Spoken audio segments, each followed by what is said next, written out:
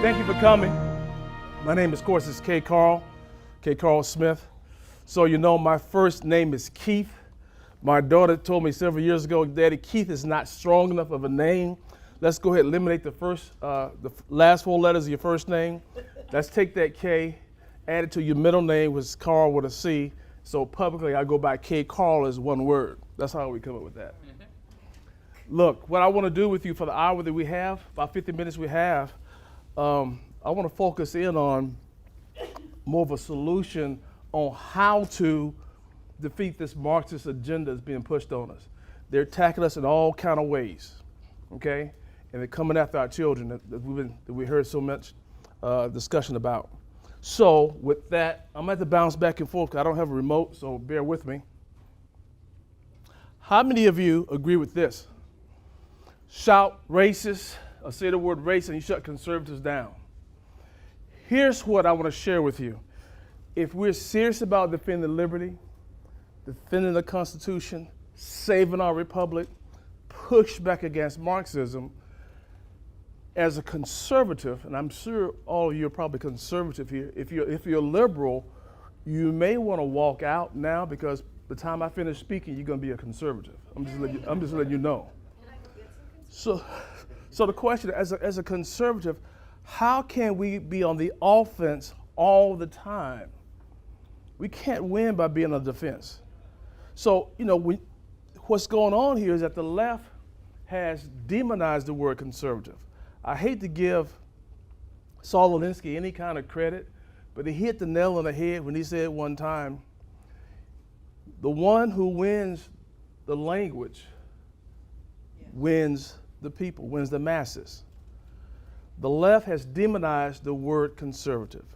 When you tell someone that you're a conservative, you just admitted that you're a racist. If you say you're a black conservative, Reagan conservative, Christian conservative, that's what you're saying, but that's not what people are hearing. If you're a black conservative, you're a black racist. Reagan conservative, you're a Reagan racist. Christian conservative, you're a Christian racist. If you say you're a constitutional conservative or a Tea Party conservative, now you are a racist. Because the left has demonized those two words too. So what I'm going to share with you is this. I've been doing this for the past 9 years. Stop using the word conservative. Don't call yourself that. Get rid of the word. Why use a word that you know is going to lead to defeat? We can't continue doing something that we know is not going to work. So we got to do something differently. Now, in case you may not believe me, well, let me share this with you. You recognize that gentleman there? Let me set this up for you. During 2018, during the second hour of his show, Rush Limbaugh made this comment. I'm going to play a 1-minute clip for you. I want you to listen to what Rush has to say, okay? What year was this, sorry? 2018. I don't like having to say this, but being honest with you and with myself is paramount. And I can tell you, and you know this without me telling you, that if conservatism and liberalism are brands, the left has succeeded in destroying the brand of conservative. All you have to say the word conservative and they think you're talking about a Nazi or a racist. Pushing conservatism is not the answer.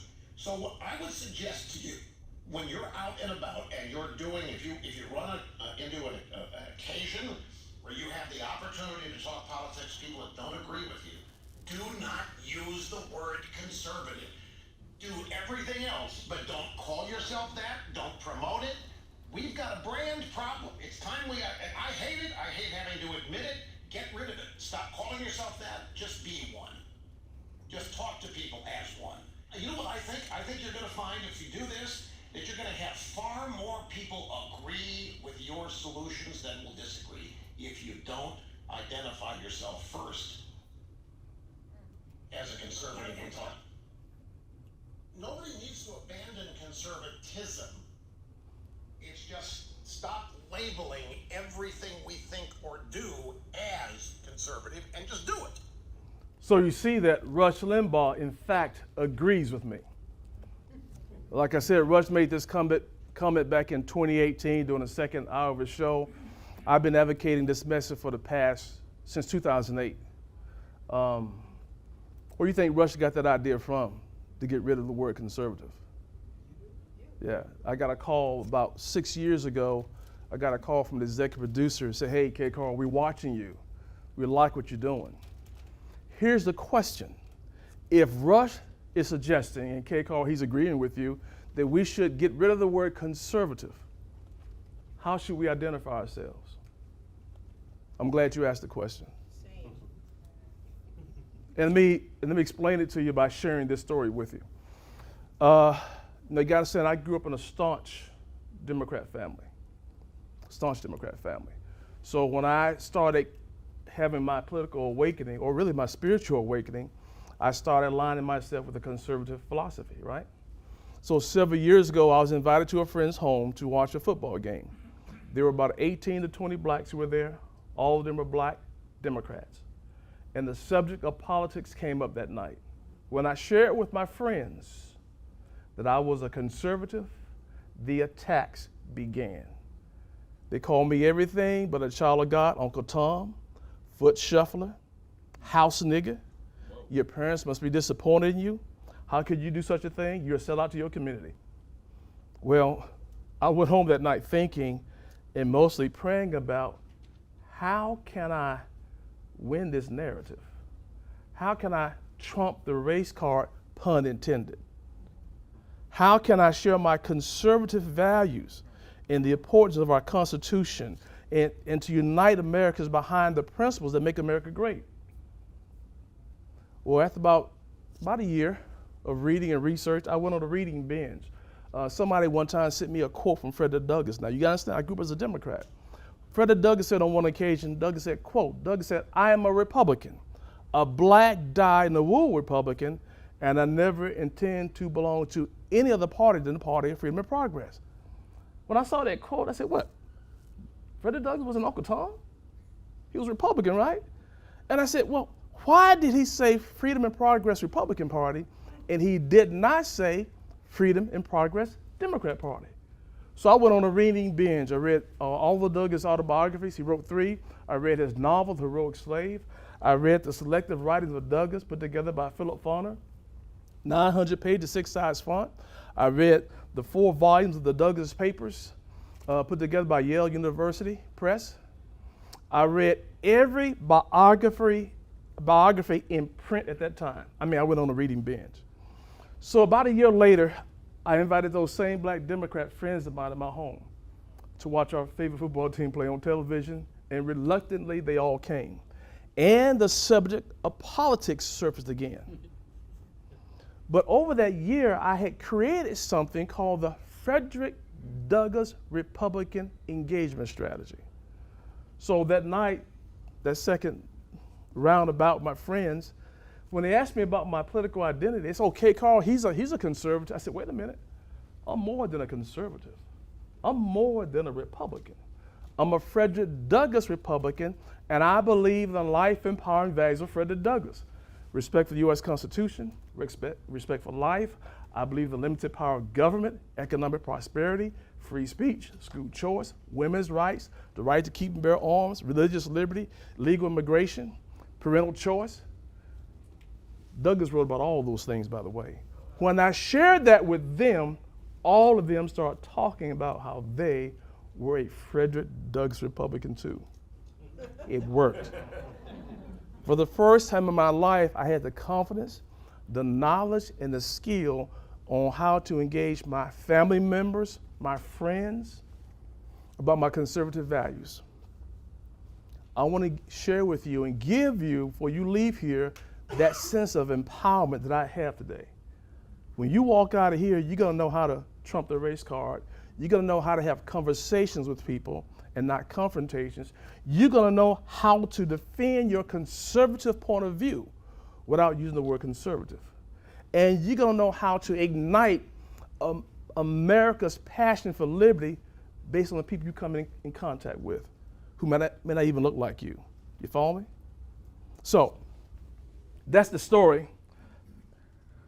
So this whole thing, Frederick Douglass Republican, out of 350 million people in the United States, approximately, God gave me this message. So I won the lottery. And so for the past 12 years, that's what I've been doing. I've been traveling the country, preaching to the conservative choir, to teach the choir how to go out and bring in new choir members, diverse choir members, and giving the choir a new song to sing. Hymns are okay, right? Well, you gotta mix it up a little bit. And that hymn is what we call the Frederick Douglass Republican melody. So a Frederick Douglass Republican, what is a Frederick Douglass Republican? To be a Frederick Douglass Republican has nothing to do with your skin color. It's all about values. What are some of those values? I just went through some of them. Respect for the U.S. Constitution, respect for life, the belief of limited power of government, economic prosperity, free speech, school choice, women's rights, the right to keep and bear arms. Douglass wrote about all those, what I call the tenets of liberty. Okay? Before I go further, let me give you a quick refresher on Frederick Douglass. Frederick Douglass was born in 1818 in the Eastern Shores area of Maryland. The way I like to put it, since Frederick Douglass was born into slavery, he was born below poverty. He was a slave for the first 20 years of his life. Never owned a pair of shoes until he was 8 years old, never slept in a bed to age 10. He was homeschooled, self-taught. He started his own homeschooling program, like many of you have, because why? He rejected the slave master's Common Core curriculum back then, right?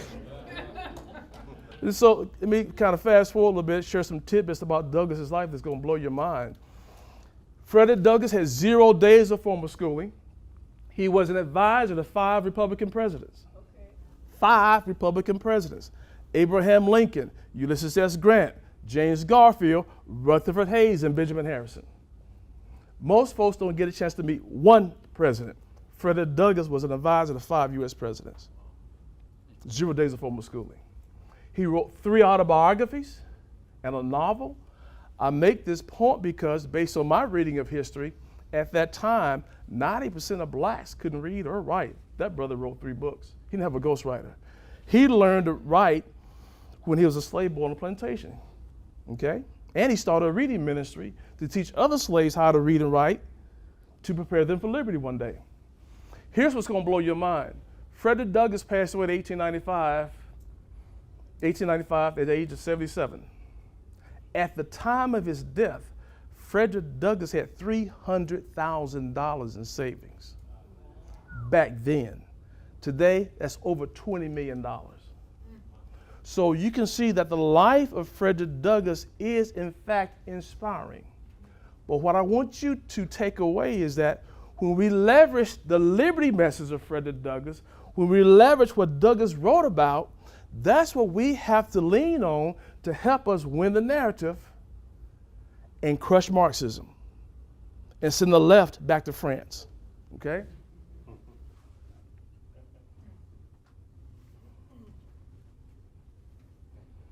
In my view, Frederick Douglass is America's greatest writer, thinker, speaker when it comes to liberty and the Constitution, by far.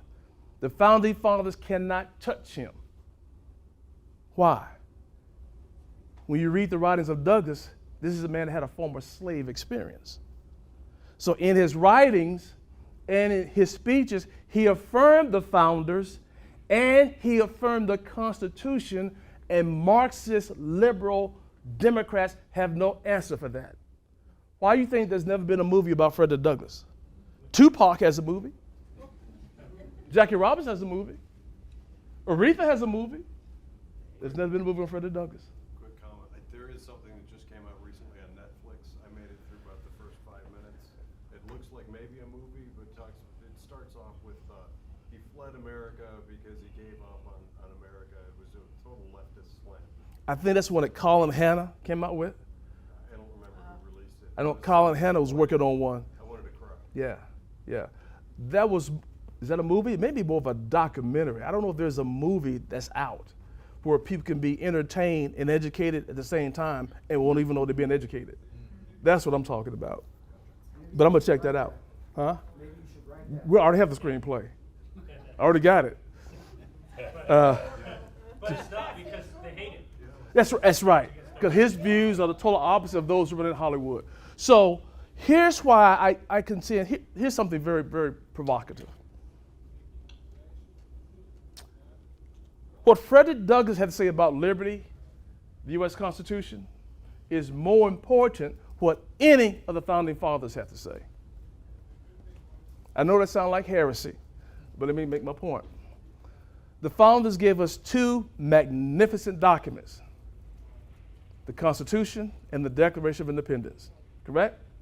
Now, some of the founders owned slaves, and the left exploits that. These racist men owned slaves, therefore they gave us this racist document called the Constitution, right? And they keep us on the defense. Here's where we got to leverage Douglass. Douglass did not own any slaves. He was a slave. Douglass was not a racist. He was a victim of racism. But in his writings and in his speeches, Douglass affirmed the founders and he affirmed the Constitution. Let me give you an example. Douglass said on one occasion, I quote, he said, "The Constitution reads, we the people. It does not read, we the white people." Douglass went on to say, if black folks are considered to be people, then they should be benefactors of the Constitution. Douglass concluded by saying, the problem is not with the Constitution. The problem is in the application of the Constitution. The problem is not with the Bible. The problem is in how the Bible is applied. So thank God we have this literary legacy of Douglass to lean on if we're wise. If we're wise. Here's a quote from Frederick Douglass. Liberty won by white men will lose half its luster. Let me set this up for you. After Douglass had convinced Lincoln to allow black men to join the Union Army to fight for their freedom, Douglass became a recruiter for the Union Army. Both of his sons served in the Union Army. Douglass volunteered to serve, but Douglass said, look, I'll join, but I won't be an officer. I got some management experience. Of course, they weren't going to have any black officers, right? So they didn't let Douglass join. So Douglass went around recruiting. He was telling black men, you can't leave it up to somebody else to fight for your freedom. You fight for your own freedom. Liberty won by white men will lose its luster if you're not fighting for it yourself. Nothing is yours, Douglass said, until you do something for it. Let me make this relative for the day. Conservatives, we got to become more diverse. Liberty is meaningless if we don't become more diverse. And how do we become more diverse? Each one of us, we got to become better messengers of liberty. We got to become better messengers of liberty. We got to know how to have conversations with people and not confrontations. Even you got to learn how to talk to those little socialists now you got running through your house and your family. It's not just engaging people who don't look like you. You got to engage them. So what we have to do as conservatives, as liberty advocates, I contend we got to change our political identity, drop the word conservative, come up with a name, Frederick Douglass Republican, that help us win the narrative. Because when you say Frederick Douglass Republican, now you can go back and pull what Douglass said about things we're dealing with. Okay? Here's a big takeaway. Frederick Douglass is the bridge that connects conservatives to all Americans. Why do I say conservatives? Because we have a brand problem. We're not connecting well. And how do we connect? We got to leverage him. Frederick Douglass is the embodiment of conservative values, life-empowering values, the tenets of liberty. What are those things I mentioned? Respect for the U.S. Constitution, respect for life, the belief in limited power of government, economic prosperity. There are 12 life-empowering values that Douglass wrote about. You may want to say they're conservative values. Don't use the word conservative. They're life-empowering values. You follow me? In lieu of saying conservative. Okay? Make sense to you so far? Yep. Most Americans never heard the liberty message of ex-slave turned statesman Frederick Douglass. Let me tell you this story. So I was an advisor on the Trump campaign for Black Voices for Trump for 2 years. And I live in Alabama. So we had a board meeting in D.C. So whenever I fly Delta, I got to leave Birmingham, Alabama, fly to Atlanta for my connecting flight to get to D.C. There may be a direct flight, but sometimes that's not available. So one day, I'm in Atlanta, waiting on my flight. I had on my Trump cap. Now, let me paint this picture here. I'm a black man in the Atlanta airport walking around with a Trump cap. Now, keep in mind now, the Trump cap I had didn't have Make America Great. It had the presidential seal on it. It had Trump 45 on the bib on the back. Okay, because the reason why I wore that cap, I'm trying to have conversations and not confrontations, right? So I'm at my gate, waiting on my flight. Right in front of me was 3 members of BLM. They had the BLM t-shirt on. They looked at me, I looked at them. They looked at me, I looked at them and said, "How do you like my cap?" Now, I gotta help y'all out with something here. Let me tell you the psychology behind that. Whenever you catch yourself walking in a bad neighborhood, some places you're not from, and you may see a group of guys clustering around and you start thinking about your welfare and safety, the first thing you need to do is walk up to them and ask them for 50 cents before they come see if you got any money. You follow me? You gotta beat them to the punch. So I had to beat them to the punch, right? I said, "How you like my cap?" Then they said to me, "Oh, you support President Trump?" I quickly pulled a quote from Frederick Douglas, and I said, "I will unite with anybody who wants to do right and nobody wants to do wrong." I said, "I'm a Frederick Douglass Republican." Here's what the power is. That phrase, Frederick Douglass Republican, is an oxymoron for a lot of folks. Frederick Douglass is an icon of liberty. Republican, because of negative propaganda, is an icon of racism. Liberty, racism, they don't go together. So when you say Frederick Douglass Republican, you just broke their brain. And they're curious now, what are you talking about? That's when you got to come with some content. Just can't have a phrase. You got to have some content to come behind it. I said, I'm a Frederick Douglass Republican, and I believe in life, empowering values of Frederick Douglass. I went through about 6 of those values. They stood silent for a minute. Then the conversation shifted to the Constitution. They started telling me the Constitution is a racist document. They started telling me about the 3/5 clause.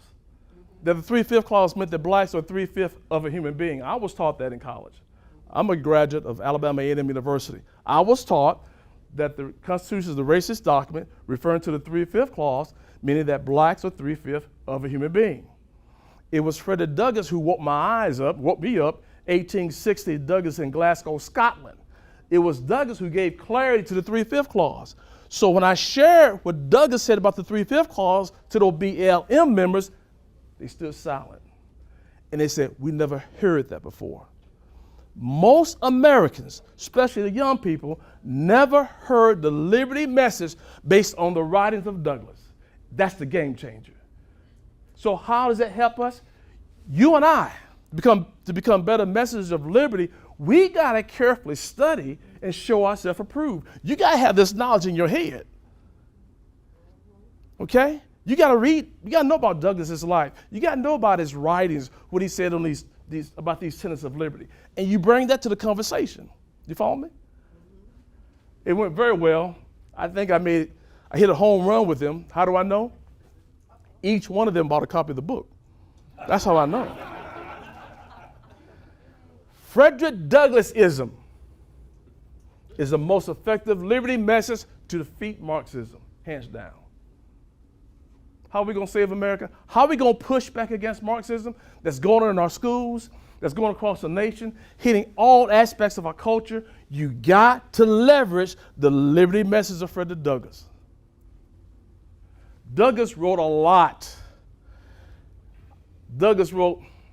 He wrote more than the Apostle Paul, because the Apostle Paul was given credit for writing the majority of the New Testament, and Dr. King put together. That brother did a lot, and he 12 years of his writing was lost in a fire. That brother did a lot of writing. And so when we leverage that, Frederick Douglass, you got to understand when you get into those life empowering values that Douglass wrote about, Frederick Douglass is the common ground. You leverage what he said about these things. Douglass wrote about a right to keep and bear arms. Douglas wrote about parental choice. He dealt with that personally when the Rochester School Board tried to force him to send his daughter Rosetta to an inferior school, a black school, outside his district. Douglas said, there's a school in my district that I want my child to go to. My money should follow my child. And Douglas wrote a scathing letter to the principal of that school. He said, I'm happy to inform you that you have not succeeded in your effort to deny my child an opportunity to attend an excellent school. Left what Frederick Douglass had to say. There's nothing new under the sun, okay? You don't have to write that down. I got that quote for you in my book.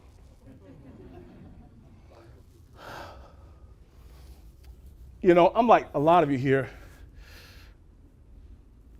Public school system has let us down. So my brothers and I, we decided to put our money where our mouth is. We're starting a school. Now I have 8 grandchildren, and all of them being homeschooled. But even though we start in the school, you still got kids stuck in the public school system. We got to continue to agitate, because you only get one opportunity to get the education of your child right. So Douglas in Washington, D.C., he was speaking to a group. He was at a church. No, that's at the back. He was in Baltimore. He was speaking at Bethel ME Church. It was majority black, standing room only. And Douglas said to them, he said, save your money, buy land, build schools. Save your money, buy land. He didn't say put them in a public school. He said build schools. There's a reason why Jews don't send their children to public schools. I think we need to do likewise. So my brothers and I sat down and said, we got to put our money where our mouth is. We're talking about that we're Frederick Douglass Republican. We got to do that. So we're starting a school. It is a private school. It's STEM, science, technology, engineering, math. My brothers and I, we come from a science, math background. My father was the first black aerospace engineer hired by NASA in Huntsville, Alabama, 1964, where my father worked with the German scientist Werner von Braun. Okay, I have a brother who has a degree in electrical engineering. I have a brother who has a PhD in physics. I did not major in math because I was a rebellious one, but I'm strong in math and science. I have a son that's an electrical engineer. I have a 10-year-old son that said, you have no choice. You're going to be strong in math. I don't want to hear it, right? So we're starting this school. I want to give you the history of what happened while we're doing this. So this is going to be a private school. That's a architect rendering. Let me tell you how we got this thing started. Alabama is dead last in education. Years ago, we could point to Mississippi. At least we got Mississippi beat. We don't have Mississippi beat anymore.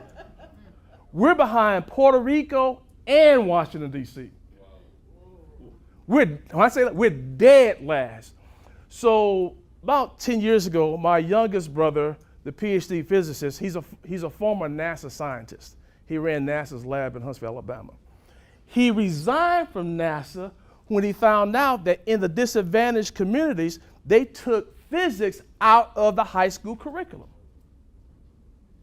He said, instead of just becoming livid, he said, I'm going to do something about it.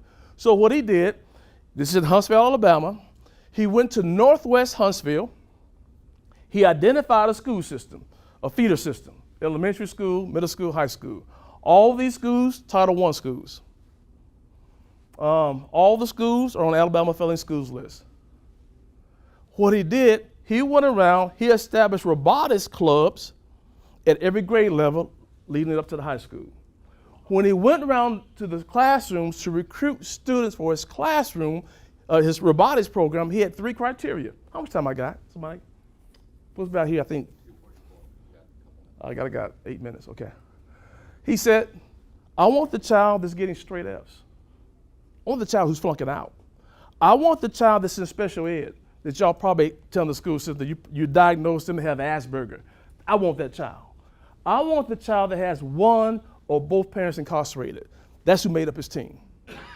The secret to the sauce was he then recruited STEM professionals, STEM professors, and STEM students to come in and mentor and teach the children. Fast forward a little bit, 2019, in the first robotics regional competition held in Huntsville, Alabama, this team that consists of kids been written off. They were written off. They finished number 1 in the city of Huntsville. They finished number 1 in Madison County, and they finished number 2 in the state of Alabama. These kids defeated STEM-focused magnet schools that they can't even get in. Okay? So what we learned is that reason why they were able to excel, first of all, 95% of the problem is lack of love, number 1. But give them exposure to that. So we're doing this STEM Academy. We just had a presentation we gave to Elon Musk. He loves it. Waiting to hear back from that. 'Cause what he gets out of this is that we're going to create a STEM pipeline. Okay, you got to have this pipeline to the workforce. But the problem has been with the American pipeline, they're always going after the same students. You got to have a pipeline, but you got to broaden it. Now you got to offer STEM to those who have been traditionally left out, because most STEM programs in the country are not all inclusive. Because you got two types of students. You got students with barriers. Either they can't get there because of transportation, they can't get there because they can't pay the fees and tuition, the parents not involved, they may have mental health issues. Until you remove those barriers for them, your program cannot be all inclusive. So what we did, we start with disadvantaged students first, remove those barriers, which cost money, and then we end up with all students. Our philosophy is a rising tide lifts all boats. Let me speed up a little bit. So that's the team here that won. What you see there? Frederick Douglas Liberty Curriculum. One of the features of our program, we have written a curriculum. It's called the Frederick Douglas Liberty Curriculum, where we're going to inspire and train the next generation of Frederick Douglas Liberty ambassadors to counter what? Marxists. We got to do with Douglas. I looked at the Barney curriculum from Hillsdale. It's okay, but it's not heavy Douglas. Got to be heavy Douglas, because Douglas is the answer. Quick. How much time I got? There's nobody after you until 3 o'clock. Okay, so y'all want me to keep on going? I can slow down, not bite on my tongue, right? I got to give you this. Karl Marx, Frederick Douglass. The left has Karl Marx on their team.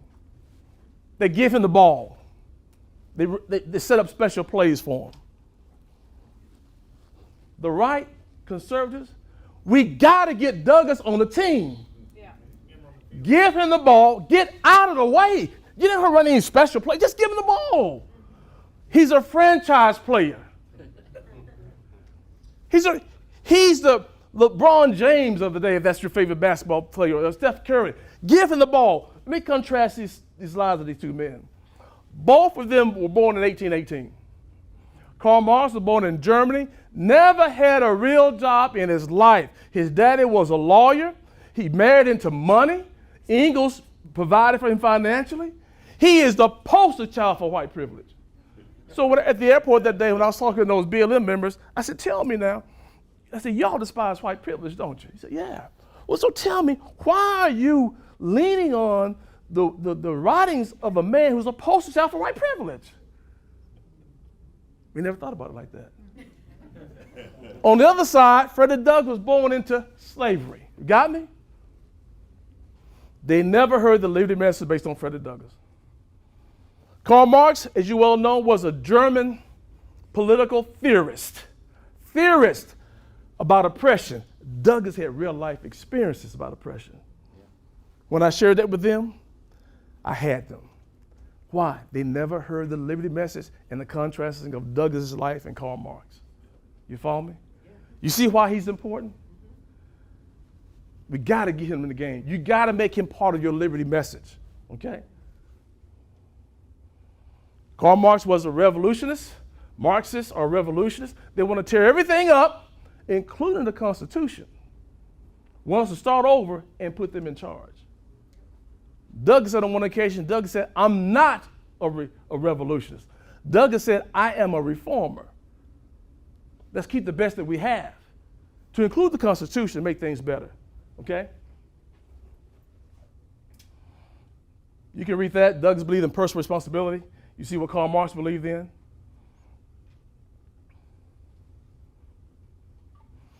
What I learned is when you're engaging people, you're trying to get them to have an awakening, you just can't talk about Marxism. You can't talk about socialism, communism. They don't understand that. You got to give them a metaphor that they can grasp hold to, and that's a slavery metaphor. And when you give them a slavery metaphor, now you bring in what Doug said about slavery. You follow me? Here is why. The techniques of oppression used by the slave government, communism, is identical to the techniques of oppression used by the plantation slave master. It's the same thing. Douglas in Boston, he gave a speech entitled A Plea for Free Speech in Boston. Listen to what Douglas said. Quote, tyrants cannot tolerate free speech because they know the power of it. The left are tyrants. Why? They can't tolerate free speech. So when you start leveraging Douglas, it has an awakening in people, okay? Because how can you argue with a runaway slave? But his admiration for the founders, his admiration for the U.S. Constitution. I want to quickly jump into this, critical race theory. You know what it is. When I took a look at the critical race theory, 3 things popped out at me. Number 1, they're teaching our children, black children, that you are a perpetual victim of white racism. Douglas dealt with this question. So what they're saying is, since you are a perpetual victim of white racism, black people, you got to be taken care of. Yeah. So it is. So Douglas, listen what Douglas in Boston, right? And listen what he says. Do nothing with us, by us, or for us as a particular class. The broadest and the bitterest of the black man's misfortune is the fact that he is everywhere regarded and treated as an exception to the principles and maxims which apply to other people. Douglas said, stop treating black folks like we're some type of social guinea pig. Douglas said, you didn't do anything special for the Irish. Then he went on.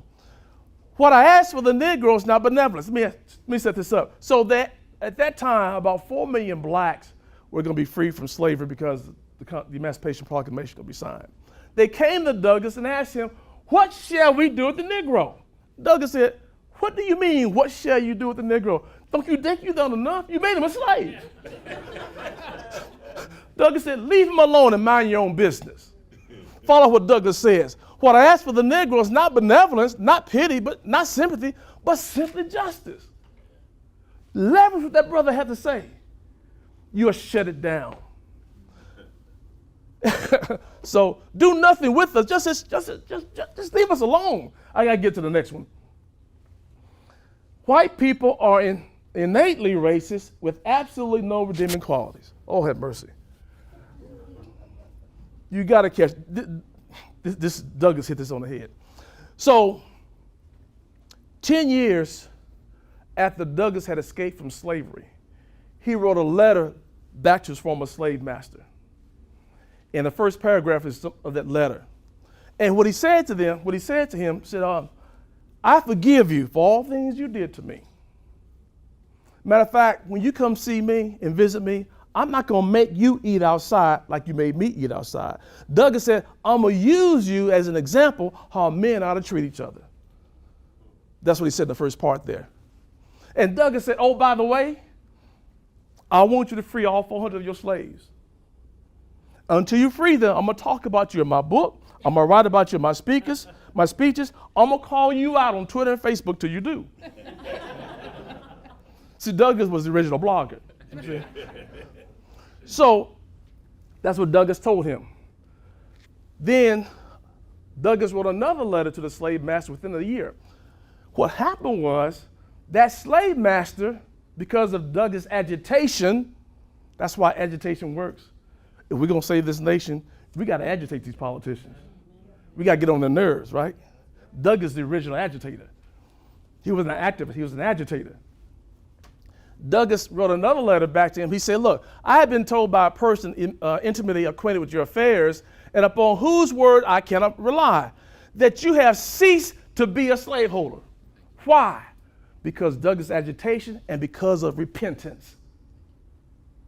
White people can't repent. He was a slaveholder. He repented. Douglas goes on to say, there's the word repentance here somewhere. Did I miss it? Oh, yeah. Repentance. That slave master repented. He freed all 400 of slaves, all 400 of his slaves within a year. That's when racism was at its worst. See, what the CRT is all about, they're trying to convince us that the United States is racist, as it's so racist, it's bad, it's the worst it's ever been, which is a lie. We have improved. But racism at its worst was in Douglas's time, who was a slave. Douglas brings this out. You got to leverage that. Last one here. The other assertion is that I found, I pulled out, that there are no absolutes. Thank God 2 + 2 = 4. Because if 2 + 2 did not equal 4, that absolute, we couldn't be in this building, could we? This is the most powerful one here. This is what the left is doing. They're trying to get us to bow down to the altar of the almighty government instead of the almighty God. They're trying to change our form of worship. So Douglas said here, the first work of slavery, check this out now, follow this. The first work of slavery is to mar and deface those characteristics of its victim which distinguish men from things and person from property. Listen to this. This is Douglas talking now. Its first aim is to destroy all sense of high moral and religious responsibility. This is Douglas talking. This is a quote from Douglas. I'm not making this up. It reduces man to a mere machine. It cuts him off from his maker. It hides him from the laws of God. Now follow this now.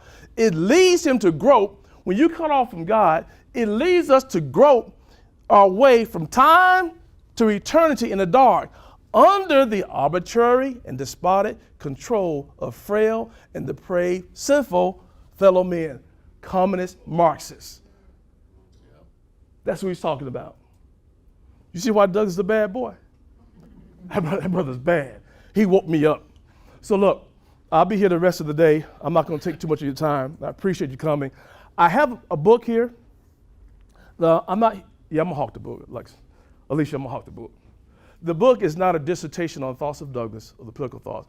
What that book is, it's entitled Frederick Douglass Republicans, The Movement to Reignite America's Passion for Liberty. It is not a dissertation, it's a conservative action handbook.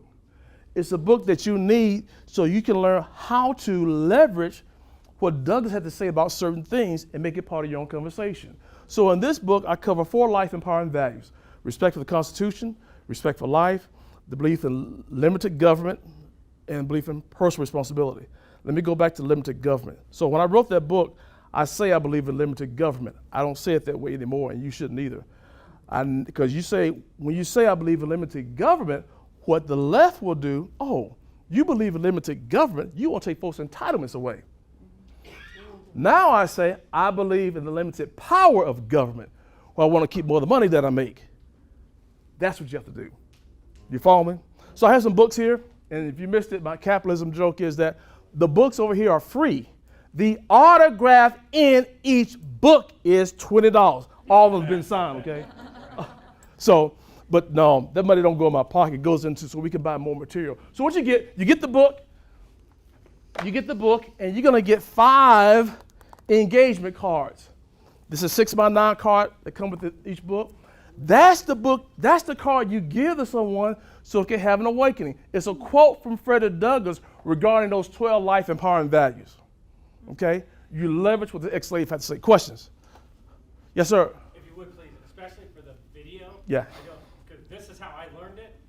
I don't think you finished exactly what was the 3/5 clause. The 3/5 clause. I learned it from him, because you said what people think it Yeah. is, but What they taught, and what they taught these Blake ELM members, what they taught me, that the 3/5 clause meant that blacks are 3/5 of a human being. That's what they teach. But because remember now, in the Constitution reads that for every 30,000 citizens, you get 1 congressional representation. The slave states tried to count every black person in slavery as one person, one vote, so it would increase their congressional representation. The northern free states said, nope, nope. If you free them, we'll let you count them as one person, one vote. But since you cannot free them, we'll let you count the slave population as 3/5 of a vote. In other words, a black person in the free state is worth 5/5 of a vote. A black person in a slave state is only worth 3/5 of a vote, which cut their congressional representation in half. Douglas wrote about that. I got the quote on page 18. Leverage what he had to say.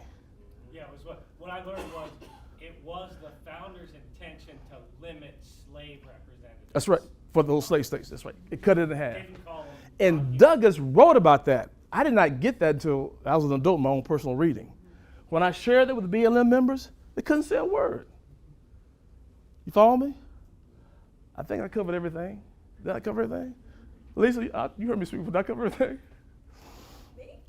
Yeah, you heard me speak before. Okay, let me give you this piece here. I talked about Frederick Douglass, right? I think you'll love this. So the Frederick Douglass engagement strategy is based on the liberty message of Frederick Douglass. And it is based on the diversity outreach strategy of the Apostle Paul. When you really think about it, the Apostle Paul was a diversity outreach specialist. God called him, commissioned him to take the gospel to the Gentiles, people of what? Different ethnicities, right? By occupation, the Apostle Paul, he was an attorney and he was a tent maker. God called the Apostle Paul to establish a big tent. Because what do we say all the time as conservatives? We need to have a big tent. So when you go to 1 Corinthians 9:22, the Apostle Paul says something goes on these lines. He said, I become all things to all people. You got to go back and really digest what Paul was saying. What Paul was saying is, when it came to the Gentiles, I entered their world and I tried to experience life from their viewpoint. That's how I knew what to say, what words to use. If you enter my world as a black American and you try to experience life from my viewpoint, you're going to discover the word conservative is not the language of liberty, it is a language of oppression. You follow me? Got it? I'll be here the rest of the day. I take plastic, gold, silver, and cash. Thank you for coming. Appreciate it. Yeah.